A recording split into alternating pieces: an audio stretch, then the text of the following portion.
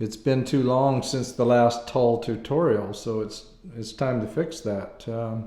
Today we're going to be looking at the song off the stand-up album called Looking to the Sun. By Ian's standards, this is a pretty simple song, but as usual with his material, it has some unusual measures and timing in it. It is standard tuning without a capo. And what we're going to do here, I'm going to start with the intro. This is very repetitive. Each verse and chorus is the same on guitar, so it shouldn't take too long. But I will take time to explain some of the rhythmic challenges of this song. Now, on the intro on the record, you'll hear that he makes the notes stand out of the first A chord so much because he's only playing two notes. He's playing the A string and the G string. He's playing those two notes. He's playing those two notes. And it really stands out in the mix. You know, if he was playing a full A chord, that doesn't sound right. So on the record, you'll just hear those two notes very prominent. And the reason they stand out so well, once again, is just because he's playing two strings. And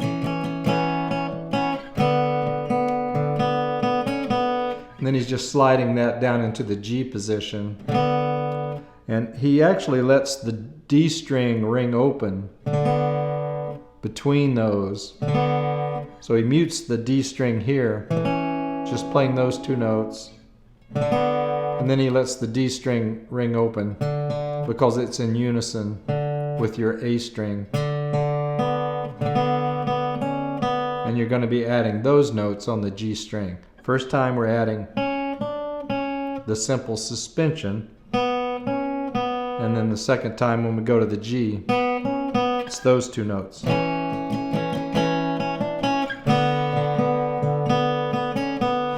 And hear how I'm not strumming the second one. I'm kind of bouncing back and forth between those two notes.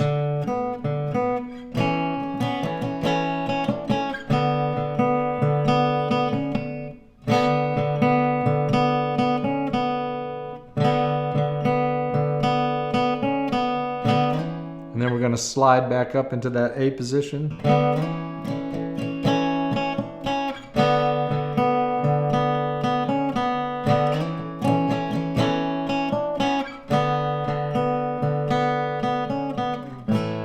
Before going to the A chord down here. Now that sounds a little bit hollow when you're just playing it without the bass guitar, because the bass is adding, of course, the bass, the A and the G. So when I'm playing this, I actually play it by adding the bass note on the E string here. But once again, I'm just playing these two notes of the A chord along with the bass. So I'm muting all the other strings. I'm just playing three strings. Those notes. And I'm muting everything else. Same thing when I come down to the G.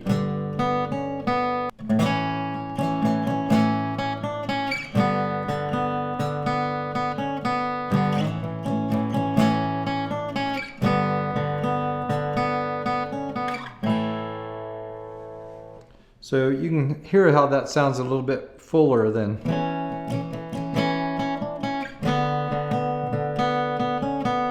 just playing those two notes back and forth. Now you will hear on the record that he ends the second phrase. When he gets down to the G chord, the second time he ends it. So it would sound like.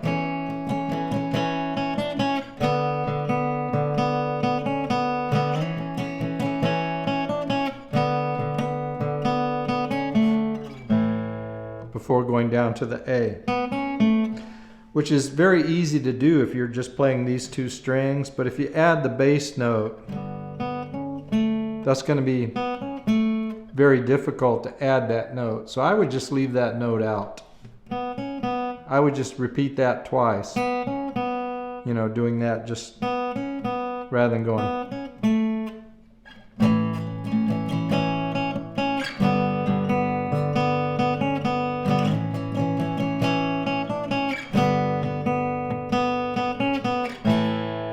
And then just go down to the A rather than doing that. Now for the A chords in this during the verses, we're going to just be playing the lower three, the A string, the D string, and the G string of the A chord. We're not going to be putting the third in. We're not going to be playing it like that. Just the lower three strings of the A chord. And then he's going to be picking some of those notes out of that lower part.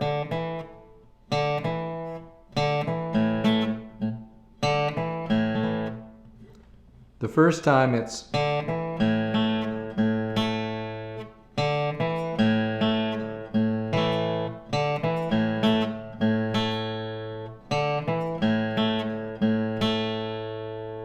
so if we hear what it sounds like coming out of the intro.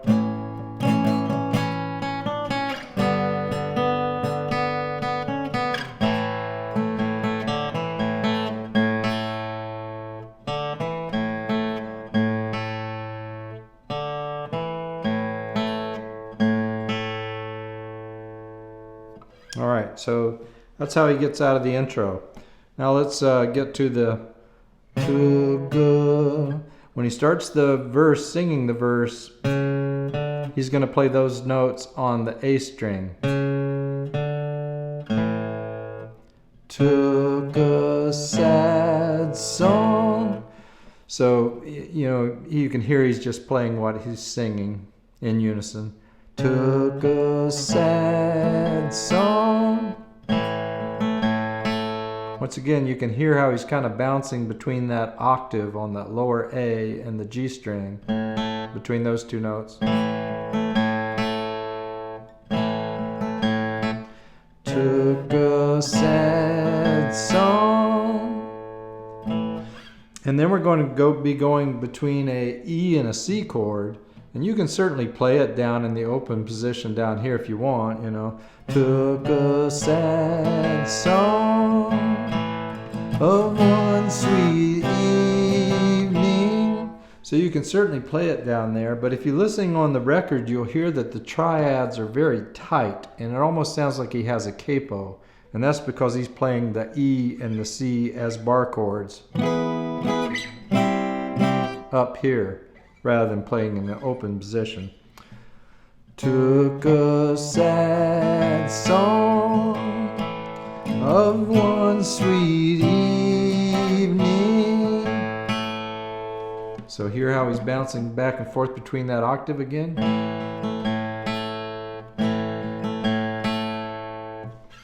All right, so you know, he cuts those chords off, and that's another reason it's easy to do with the bar chords and less easy to do in the open position. So you can really cut those chords off like he does on the record. Took a sad song of one sweet evening. Now on the first time, he's just strumming that twice with 2 downstrokes. And then he plays 1 downstroke and then ends the strum like that before going back to the A. Took a sad song of one sweet evening. I smiled and quickly turned. So this time we're just doing 2 downstrokes here, 2 downstrokes here before going to the D chord here. So, you know, you can hear how that's slightly different from the first time. The first time, the second time, just going to the D chord. Took a sad song of one sweet evening. I smiled and quickly turn. So you can hear how he's adding that on the G string, those two notes. Turn, which is in harmony with his vocal. Turned away. All right, now when he comes down to this A again, he mixes this up a little bit just to fool with us. I would recommend you just doing it one way or the other, consistent through the song, but I'm going to show you both ways he does it. So he mixes this up, just like I say, to mess with us, I think. So coming out of the D, sometimes he just does this.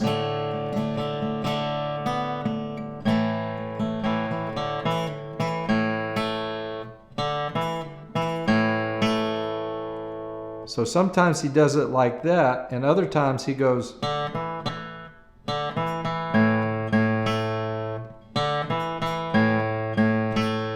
Now you can hear that's a very subtle difference versus, but he does mix that up through the song. So when I'm playing it, I just choose to do through the whole song. Smiled and quickly turned away.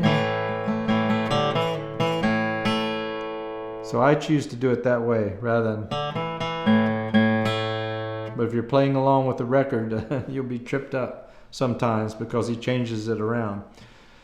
It's not easy singing sad songs, but still the easiest way I have to say.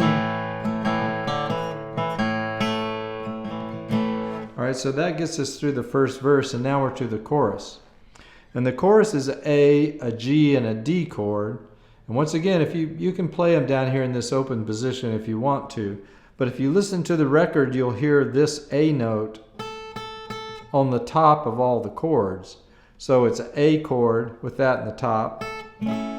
It's a G chord with that in the top, which makes a G9. And then a D chord, he's playing like this. So he's not playing the D chord like that or like that. He's playing it like this. All right, so you could play it as the A here and the G here and the D like that. But what I've chosen to do here, what I think sounds good because you get the lower bass notes, is to play the A chord like this, barred across here with your pinky on the E string. And then when you go to the G chord, just move your finger down here to the lower G position. And then play all these strings open except for that one. Except I'm muting the A string kind of late, and I'm not really playing I'm not doing that with the G chord. I'm just laying my finger across. And then you can go easily to the D chord.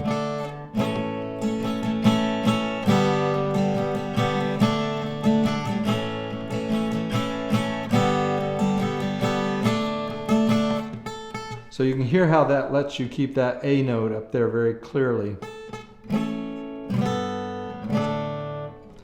All right, so now the tricky thing about the chorus, and when I was trying to learn this or play along with it the first time, I was like, you idiot, why can't you get this? Why, it should be so simple to sing this and play it at the same time, and I was just having the hardest time. And the reason I was having a hard time is because he groups this, like I say, it's in 3/4 time, but he groups these beats in a very unusual way. And that on the A chord, he does 5 beats.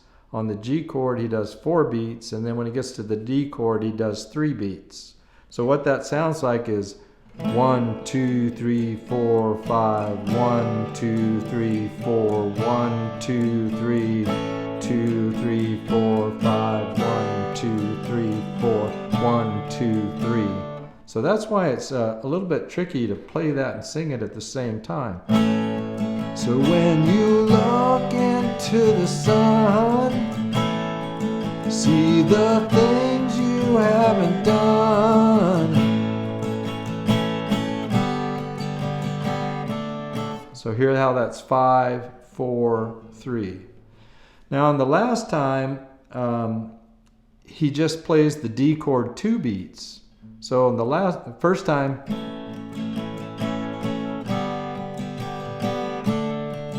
one, 2, 3, 4, 5, 1, 2, 3, 4, 1, 2, 3. And then the last time, 1, 2, 3, 4, 5, 1, 2, 3, 4, 1, 2, before going to that next little thing with the fifths. So that last time, just play the D chord 2 beats. And then we're going to be coming down to this, we're going to be playing just fifths. A chord, basically, C chord and a D chord, but we're just going to be playing 2 strings in fifths, the A string and the D string. And sliding that up to the D position.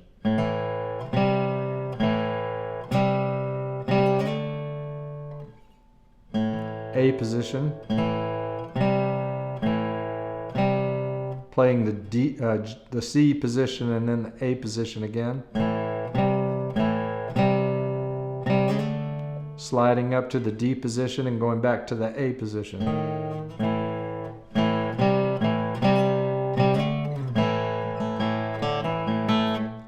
And then once again, he does a little picks out of that A chord.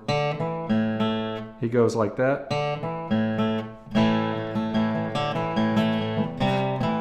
Before playing repeating that.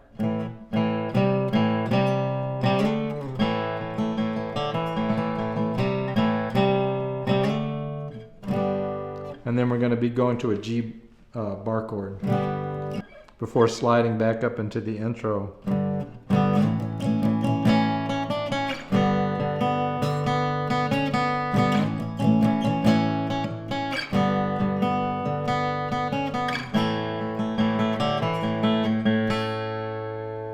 And then we're in for the second verse. So yeah, that's the tricky part of this song, is that 5, 4, 3 groupings of the chords in the chorus.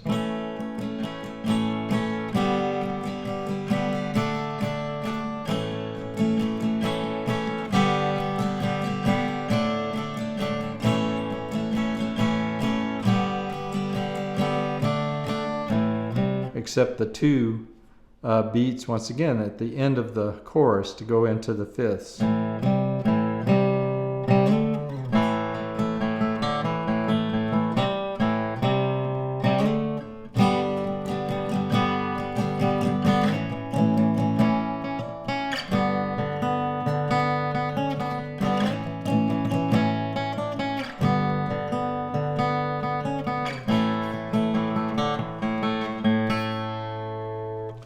So if I have some tips for playing this song, once again, it's to keep those notes very clear in the intro by just playing the 3 strings.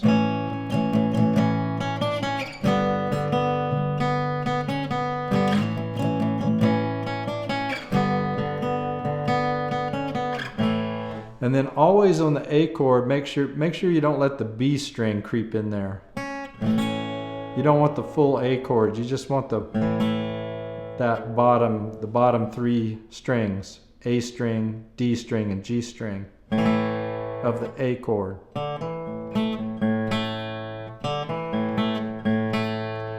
And you'll just have to listen to those probably to get the hang of how he picks those notes out of the lower A chord. Took a sad song of one sweet evening, I smiled and quickly turned away. It's not easy singing sad songs, but still the easiest way, I have to say.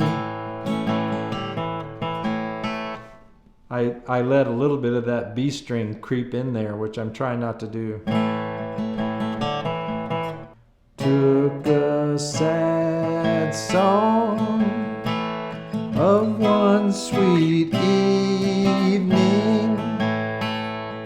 I smiled and quickly turned away.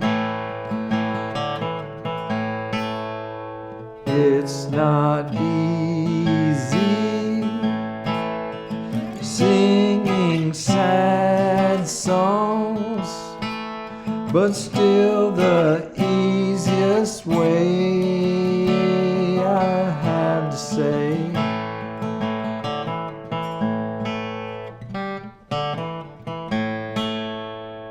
That's a little tricky thing.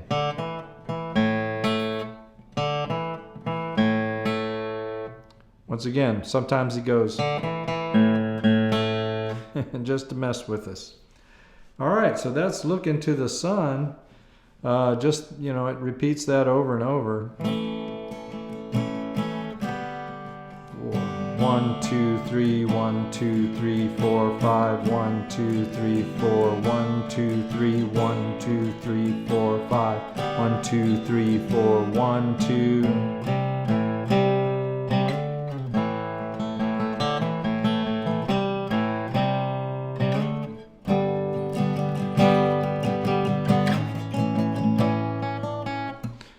All right, have fun with that song. It's a neat little song. Like I say, it's simple as far as Ian's standards go, but just that unusual grouping of the beats in the 3/4 time, 5, 4, 3. All right, till next time. Talk to you later. Bye.